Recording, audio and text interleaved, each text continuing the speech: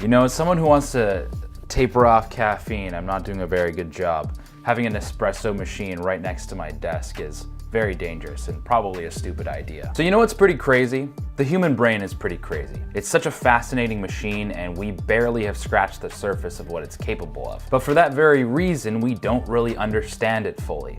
Like, why is it that some days it seems like our friend, like we're full of confidence, full of energy, witty, sharp as a tack, while other days it feels like our enemy? You know, you feel lethargic, you feel sluggish, feels like someone just poured over a vat of molasses over your brain and it's just slowing down all the gears of your mind. And on these days, it seems to completely sabotage our ability to focus or remember in the short term, or even the long term. Basically, it just screws over our brain completely. This dilapidated state is often referred to as brain fog, and according to the internet, is characterized primarily by a lack of mental clarity, inability to focus, and a decreased function of working memory. But why does this happen, and how can we prevent it? Over the past couple of years, I've been trying to answer this question, because brain fog sucks, especially if you have an important meeting or a date, or you're interacting with people a lot of the time, or you have to solve a problem. A lot of days you can't afford to be in this state of brain fog. You're presenting to the world like the worst possible version of yourself, and it's annoying. So in this video, we're gonna go over 3 powerful strategies to clear up that mental bleh. We're gonna go over 3 reasons why you probably have brain fog and how to fix them. How to fix them. Gotta catch them all. Factor number 1 is overstimulation. I think it was Tim Ferriss who said that we live in a digital environment where attention is currency. All these different companies, all these different websites, these advertisers, they want your attention because they can monetize it. Whenever you click on something, somebody gets paid. Whenever you watch something, somebody gets paid. Even on this channel, I have ads before my videos, unless you have ad blocker and turned it off. If that's the case, that's fine. I'm not picky about it. I'm making like $6 off these videos anyways. Moral of the story is everybody wants your attention. What this means for you is if you spend a lot of time on the internet and around screens, inevitably your attention is going to be completely dispersed in 1,000 different directions. And if you spend a long enough time doing this, you start to get used to having your attention fragmented. YouTube is a perfect example of this. Clickbait on YouTube is so powerful because of something called supernormal stimulus. I'll put a link in the description to my favorite comic on this. There's actually, I mean, I don't read comics too often, but there's actually a really good comic on supernormal stimulus, what it is and how you can fix it, or not fix it, it's just a phenomenon. It's a psychological phenomenon. Improvement Pill has a YouTube channel called The Dopamine Fast, or it's about a dopamine fast. It talks about having a single day where you drink nothing but water and you don't intake any information. You can only output information. This is obviously a very extreme example, and if you don't live like a Shaolin monk, you probably have errands to run on a Saturday, so you probably don't have time to do nothing all day, like a scheduled day where you do nothing. But it is a really cool concept, and I still think you should check the video out. But what I think is a lot more practical of a solution is to practice meditation. I know I talk about meditation all the time, but it's so powerful in this day and age because people can't sit still with themselves for more than 5 minutes. And it trains you to collect this scattered focus of yours and redirect it into doing something super boring. What's more boring than sitting there by yourself doing nothing? And after you develop this muscle of being able to do that, you can focus on conversations better. You'll be able to focus on a math problem. So reducing social media use, bad screen time, and learning how to meditate, or just focusing on doing something slower paced for an extended period of time, you will train yourself to stop being so scattered, so foggy, so in your head, and really focus in on what's in front of you, and it'll help with your brain fog a lot. So one of the best ways to clear up that brain fog and become more present and focused and dialed in is to prevent being scattered in the first place. Say you have to write a paper and the deadline is 1 month from now. You have some clear days where you could work on your paper, but you say to yourself, oh, it's due a month from now. I can definitely do it 3 weeks before. And then 3 weeks before comes and you're like, I can do it 2 weeks before.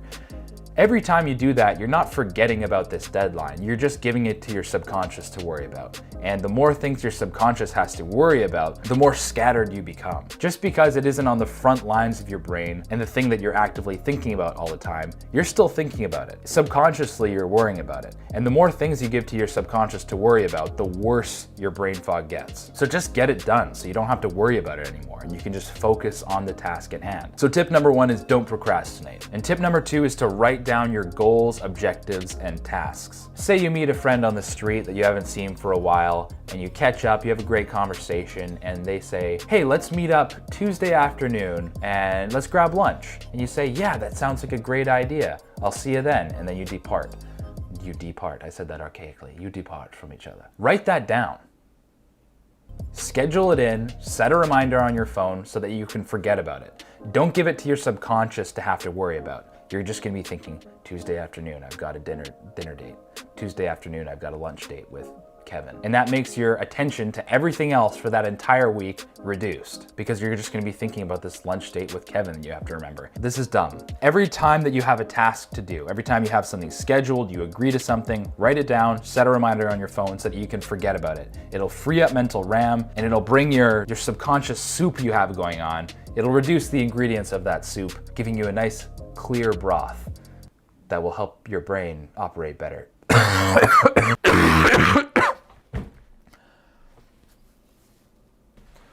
It's so hot in here. I look terrible. Holy. Take it from somebody who has struggled through anxiety his entire life, has pretty much conquered it. Not having things to worry about completely reduces your anxiety. Not completely. I can't diagnose you and say like, oh yeah, if you schedule your day, your anxiety disorder will go away.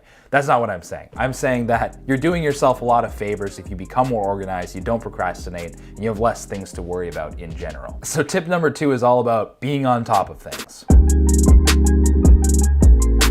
Okay, factor number 3 is general health. This one's not gonna be a long one. There's a million videos on how to optimize your health. Going to sleep on time, waking up at a decent hour, getting enough sleep, all that, yada, yada, yada. I have a million videos about sleep. Actually, I probably only have 2, whatever. For most people, that means between 7 and 9 hours of sleep per night, or 7.5 and 8.5 hours of sleep per night. Stay hydrated, eat good food, and exercise.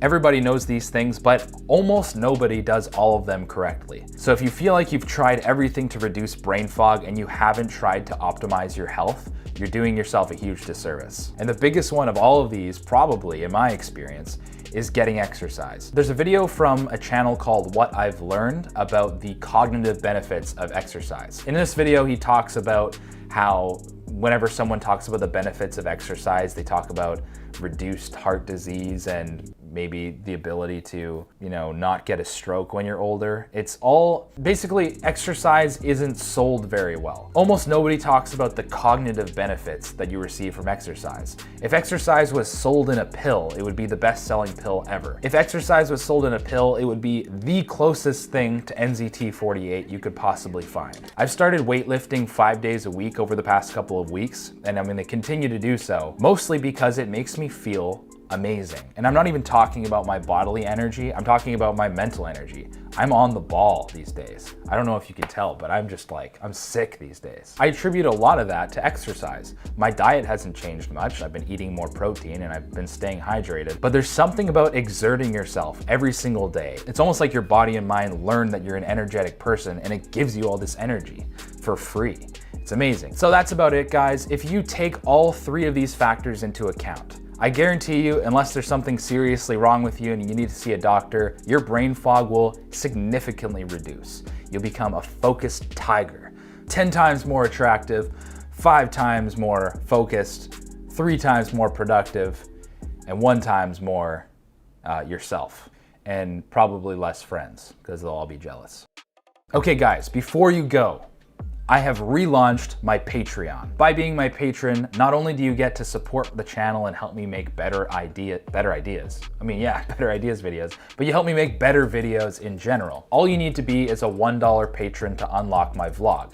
But there are 2 more tiers of rewards. If you become a tier 2 patron, the doer, you unlock the bi-weekly live stream, which is specifically dedicated to answering your questions live in front of the camera. You might also get to see me play PlayerUnknown's Battlegrounds or Fortnite or whatever you guys suggest It's a rarity. I don't play very many video games these days, but it could happen. And the final tier, if you become a level 3 patron, you're just the greatest human being who ever lived. I would appreciate you like no one else. I would favor your opinion over everyone else's. I would love you more. It's basically just a really good gig for you. I also am guaranteed to record a heartfelt thank you message addressed directly to you, and I'll include your name in the description of every single video. So click the link and you enjoy some of the coolest benefits that you've ever experienced on a YouTube channel. And finally, if you're not part of the Facebook group already, it's one of the most boppin' Facebook groups I've ever been a part of. People are posting all the time. We have a group chat. People are casually asking questions. It's fantastic. The link for that is in the description as well. Thanks for watching, and we'll catch you in the next video.